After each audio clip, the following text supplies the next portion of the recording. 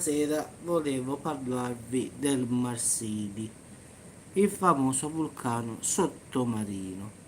Nessuno sa nemmeno che esiste questo vulcano. Questa immagine qui non è lui in realtà, perché lui sta a chilometri sotto acqua, quindi diciamo è una foto di un vulcano, ma non è questo qui.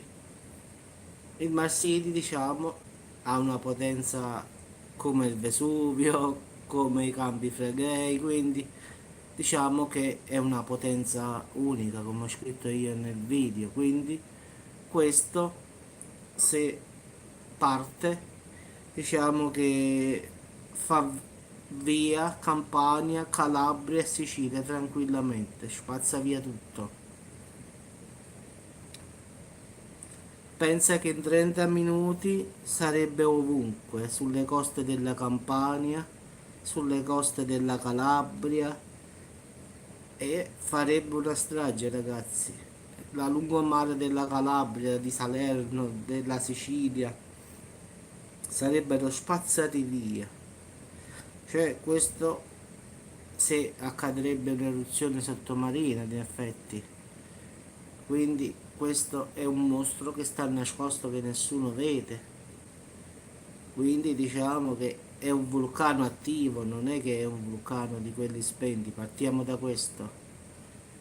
Quindi il pericolo ci sta, perché questo qua, come sempre, è un super vulcano. Quindi i super vulcani sappiamo tutti che cosa sono. Sono capaci di cambiare le condizioni atmosferiche, cose da pazzi, come quello di Yellowstone, come i Campi Flegrei, possono influenzare addirittura il clima per anni e anni. Quindi se questo esplode si porta tutto via, perlomeno il sud Italia. Quindi sta a grande profondità, però il problema è che se parte, questo parte grande. A volte ci sono terremoti nella zona del Tirreno meridionale, sì, però non sono collegate a lui. In effetti si trova sotto il Tirreno tra la costa del Cilento e quello della Calabria, ed è attualmente quello più attivo del Mediterraneo, quindi è molto più che sveglio. Quindi diciamo che le regioni a rischio sono fortemente Sicilia, Campania e Calabria.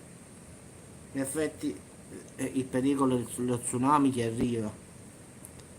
In effetti arriva uno tsunami che spazzerà via le coste.